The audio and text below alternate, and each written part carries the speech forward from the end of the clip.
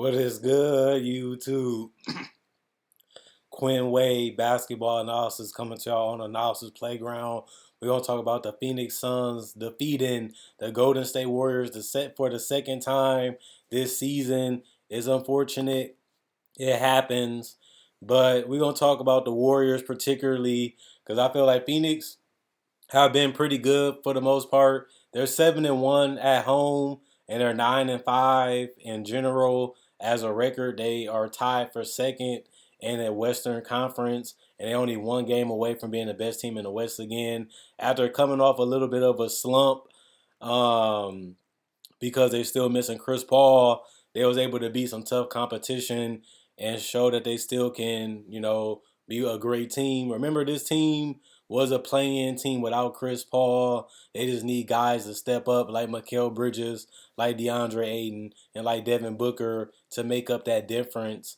And tonight, Torrey Craig was the biggest difference maker. He was a differential in the win losses with other guys like Cameron Payne, plus 10 and plus minus, one personal foul, one turnover. But Torrey Craig did have one block. He also had two steals. He had two assists. He also had 10 rebounds, so he had a double-double. 3 of 6 from the three-point line, which was huge for them tonight. 5 of 8 from the field. Craig never really knows what he's going to give you each and every night, but you just expect him to defend and play well. Tonight, he gave you the defense and the offense, and that was huge for Phoenix, which they did need it against this matchup against Golden State, who are best players are on the perimeter, like a Steph Curry, like a Klay Thompson, and like Andrew Wiggins and a Jordan Poole. Their best players are all perimeter players, and to have somebody that has to extend so much energy defending is good to be able to get some offense out of there too.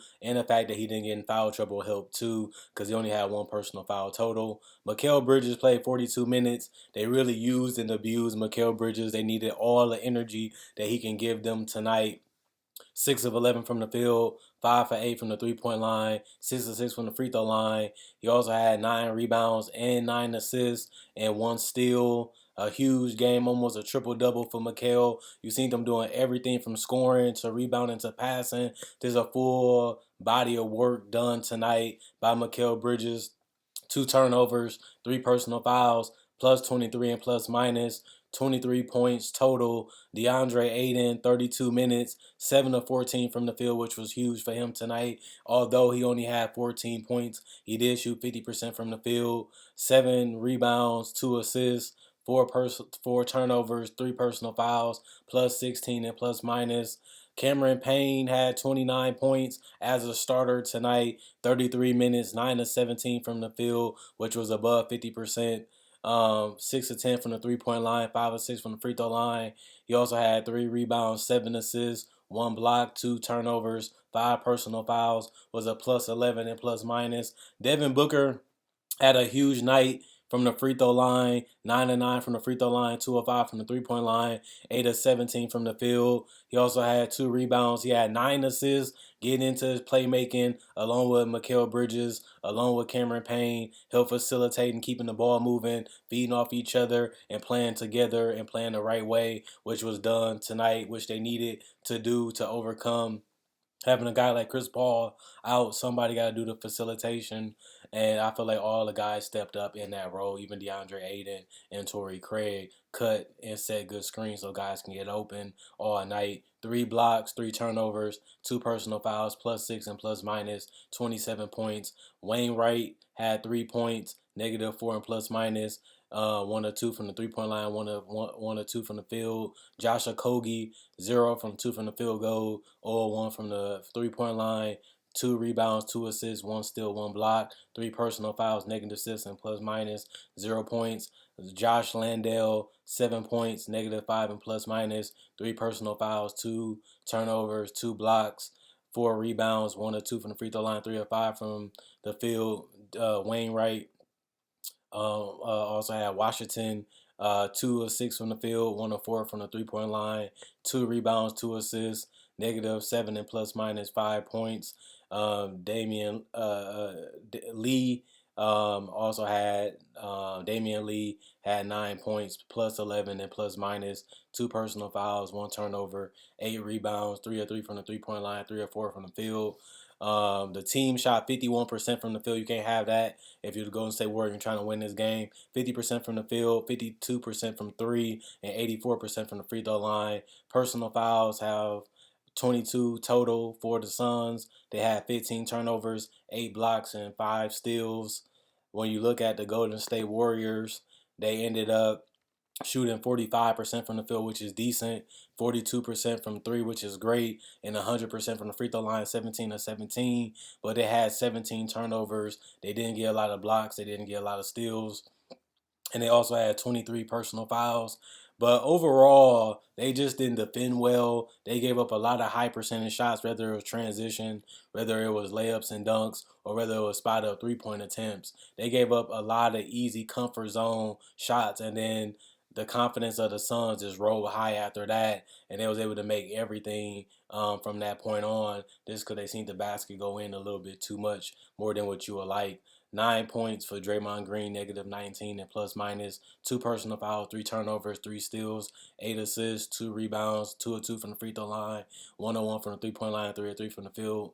Andrew Wiggins, 32 minutes, 5 of 11 from the field, 4 of 6 from the 3 point line, 2 rebounds, 1 assist, 3 turnovers, 4 personal fouls, negative 13 and plus minus 14 points.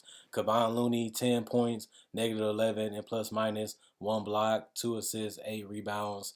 Also had shot 5 of 6 from the field. Stephen Curry, 17 of 28, 7 of 11 from three. Great performance from Steph, MVP type performance from Steph again. 9 of 9 from the free throw line, 9 rebounds, 6 assists. Also had 1 block, 3 turnovers, 1 personal foul, negative 14 and plus minus. And he had a 50 ball, even though they lost decisively in this game. And Klay Thompson, another decent game, 19 points, 6 of 17 from the field, 3 of 9 from three, 4 of 4 from the free throw line, 5 rebounds, 2 assists, 3 turnovers, 5 personal fouls, and a negative 8 and plus minus. Green had 17 minutes, so 1 of 7 from the field, 0 of 2 for him. Also, Anthony Lamb had 24 minutes, 3 of 7 from the field, 1 of 4 from the 3 point line, 7 rebounds, 1 assist, 2 steals, 3 turnovers, 1 personal foul, negative 3 and plus minus, 7 points. Dante DiVincenzo, 19 minutes, 2 of 7 from the field, 2 of 5 from three, 2 rebounds, 3 assists, 6 points, plus 2 and plus minus, 1 personal foul. Jordan Poole didn't really do anything tonight in 27 minutes. He was 0 of 5 from the field, 0 of 3 from the 3 point line, 2 rebounds, 8 assists, which was decent, but considering the fact that they lost and never really gained control of the lead. After the first quarter, they got outscored 33-36, 32-36, 24-31, and 30-27. Only winning the fourth quarter, but by then the lead was so insurmountable that the game was already over. It didn't really make much of a difference. Also, Moses Moody had 6 minutes, 0-1 from the field, 0-1 from three, 1 rebound. Also was a plus 6 and plus minus, and they scored 119 points, which was great.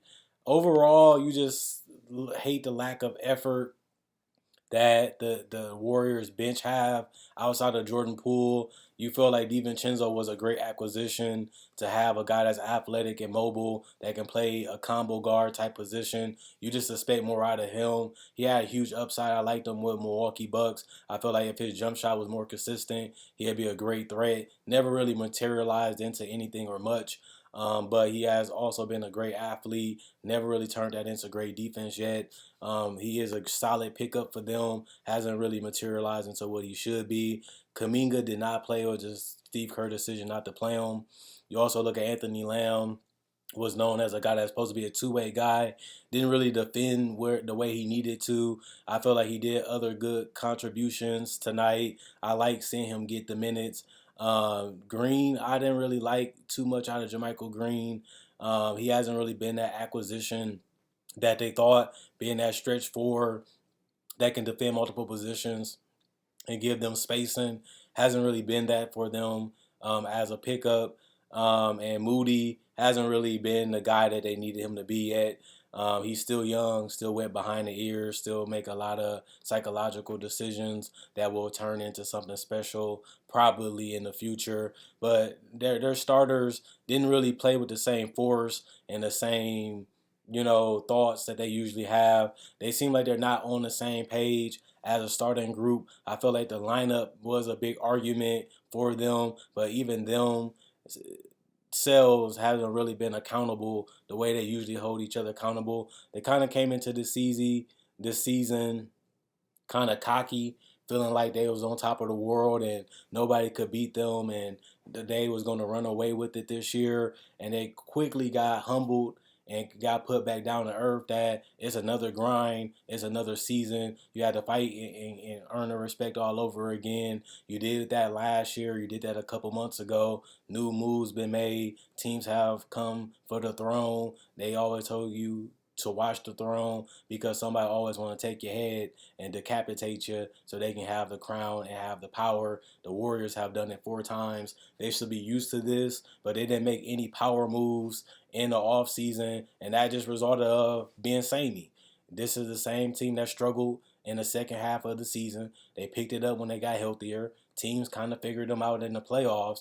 They was able to explode a little bit more than other teams, and that was able to win them a title. Now teams are amping up their teams, making better moves, making better acquisitions, making better decisions of how they want to attack the Warriors offensively and defensively. And they already have these things figured out of how the Warriors want to play and how they want to defend and how they want to score points. And teams are passing them up. If you don't make a big splash in free agency or a big trade and you come back the same, teams continue to get better to take down the team that's the best. And the Warriors was the best, and they didn't make any big moves. They was counting on the development of their young guys, and they just didn't come through. It looked like that they would in summer league. They had some decent summer league sightings, and they just didn't transition into going against legitimate starters and the best players in the league for 30 to 35 minutes. And that resulted in them having a subpar season. Unfortunately for them, this season is getting off to the start that they didn't want, and now it's going to force them to make decisions that they're going to have to make. Do you want to have a bad season, or do you want to have a play-in type season where you try to figure out what works and doesn't work as the season goes on and try to recoup like they did 2 years ago and make another big move that can get them to where they need to go and also help them win another title so they can get their fifth, and Steph Curry can move in that upper echelons of players that have won 5 or more. And he has to get to the fifth first, and he needs another Finals MVP to crack my top 10 players all time. But in my personal opinion, I love what I have seen out of the Suns. They still trying to get that first title. I feel like they just on the same level, if not better, than the Golden State Warriors, especially because the Warriors are older. They have a lot more injury concerns because of that. Their guys have been breaking down as seasons have went through and went by, and I feel like they are a catchable team. They were showing that against Memphis. They were showing that against Denver without Marco Porter and Jamal Murray. They showed that against the Luka Doncic Mavericks, and they also showed that going 6 games with the Celtics that this team isn't that far ahead of other teams. Every team improved their roster, and the Warriors just didn't. If anything, they got worse because they relied on young guys that just wasn't ready yet. They either gonna have to ride them high or have to make that big move to get them where they need to be, or guys is gonna have to develop faster than they want them to, and you're just gonna have to be hard and stern on them and accept nothing less but greatness. And it's going to be tough. It's going to be annoying, but it's how the game goes. It's either you want the throne or you're trying to take the throne, and that's the give and take in the NBA, and that's how it goes in the power struggle. And when the power creep comes, it's either you the power creep or you the team that's trying to creep the power so you can have all the power in the NBA or control over whatever you have. Other than that, Quinway Basketball Not sign out. Like the video, like on Facebook, like and share. Also check out my podcast if you want to hear it on podcast form. That'll be in the description. Hope you guys enjoy the video. Hope you guys enjoy the night. See you guys on Thursday.